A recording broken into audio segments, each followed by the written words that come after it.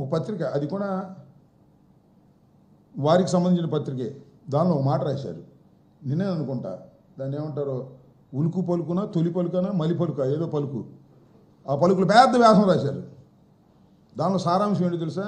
ఒక కోణంలో, అయ్యా చంద్రబాబు నువ్వు ముసోడు అయిపోతున్నావు, మళ్ళీ నెక్స్ట్కి పనికొస్తావో పనికిరావో, మీ అబ్బాయి ఏమో బుస్సు, నీ నీళ్ళలో అతను పెరగలేకపోతున్నాడు, అతనికి శక్తి లేదు, ఇంకా ఉంటే పవన్ కళ్యాణ్ ఉన్నాడు, అతను శక్తిమంతుడు అవుతున్నాడు రోజు రోజుకి, ఆయనకేమో బీజేపీ అధికారం ఇచ్చేటట్టుగా ఉంది, మీ అబ్బాయి పెరగాలంటే పెరగలేడు బుస్సు, అతను దగ్గర సరుకు లేదు, పనికిరాడు, నీ నేను అసలు పెరగలేకపోతున్నాడు, నువ్వు చేయాల్సింది ఒకటే, జగన్మోహన్ రెడ్డిని ఇరికించి పారేసేయి, లోపల దోసేయి, తప్పుడు కేసులు పెట్టేయి అని రాశారో రాంచుకున్నాడో నాకు తెలియదు.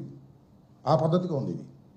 ఏదో ఒక విధంగా జగన్మోహన్ రెడ్డి గారి మీద అవాకులు చవాకులు రాంచి జగన్మోహన్ రెడ్డి గారిని వ్యక్తిత్వ హననం చేయాలనేటువంటి ప్రయత్నం చంద్రబాబు అధికారంలోకి వచ్చిన దగ్గర నుంచి జరుగుతూ ఉంది.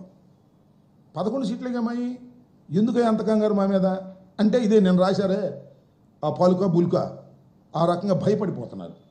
ఎక్కడ జగన్మోహన్ రెడ్డి గారి ఉగ్రరూపం పెరిగిపోతుందో, 40% నుంచి 45, 46, 47, 50, 51, 52 అయిపోతుందో, 6 నెలలకే వ్యతిరేకత వచ్చేసింది.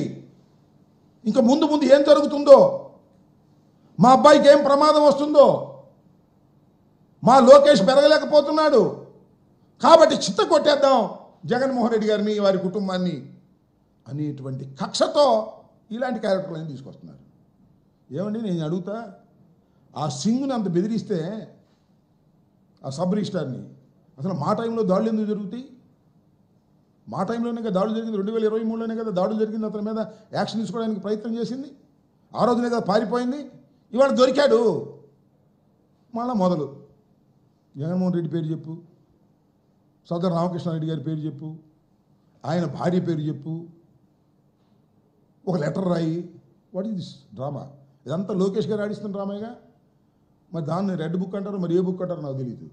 ఏమిటి అన్యాయం అంటున్నా.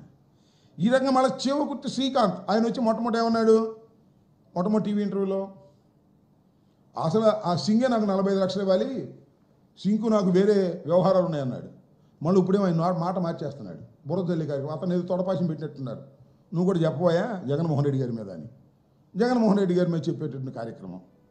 మీరు ఎవరైతే కేసుల్లో ముద్దాయిలుగా ఉన్నారో, అవినీతి కేసులో కానీ మరొక కుట్ర కేసులో కానీ వారందరికీ తొడపాశాలు పెట్టో, వారందరినీ వశపరుచుకునో, వైఎస్ఆర్ కాంగ్రెస్ పార్టీ నాయకుల పేర్లు చెప్పమనో, లేక జగన్మోహన్ రెడ్డి గారి పేర్లు చెప్పమనో, లేక వారి సతీమణి గారి పేర్లు చెప్పమనో చెప్పి కుట్రపూరితంగా మీరు చేస్తున్నటువంటి అంశం